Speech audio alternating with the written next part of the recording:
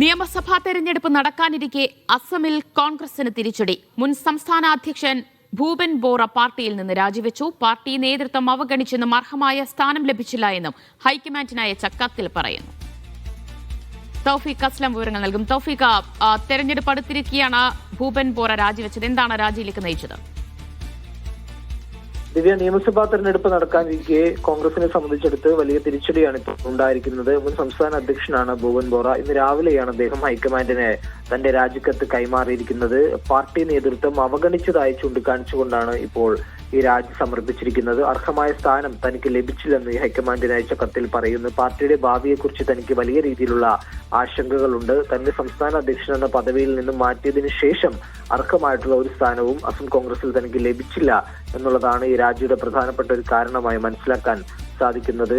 ഈ ഭൂപൻ ബോറയ്ക്ക് പിന്നാലെ ഗൗരവ് ഗൊഗോയിയാണ് സംസ്ഥാന അധ്യക്ഷനായി നിയമിച്ചത്. ഈ ഗൊഗോയുമായി അഭിപ്രായ വ്യത്യാസങ്ങളെ കുറിച്ചുള്ള ചില ചോദ്യങ്ങൾ മാധ്യമങ്ങൾ ബോറയോട് ചോദിക്കുകയുണ്ടായി. എന്നാൽ അതെല്ലാം നിഷേധിക്കുകയാണ് ചെയ്തത്. പകരം തനിക്ക് പാർട്ടിയിൽ അർഹമായിട്ടുള്ള സ്ഥാനങ്ങൾ തന്നെ പരിഗണിക്കുന്നില്ല എന്നുള്ളൊരു കാര്യമാണ് ഈ ഒരു രാജിയിലേക്ക് നയിച്ചതെന്നാണ് നിലവിൽ മനസ്സിലാക്കാൻ സാധിക്കുന്നത്. ഹൈക്കമാൻഡ് സമർപ്പിച്ച കത്തിലും ഇക്കാര്യങ്ങൾ തന്നെയാണ് ഭൂപൻ ബോറ ചൂണ്ടിക്കാണിച്ചിരിക്കുന്നത്.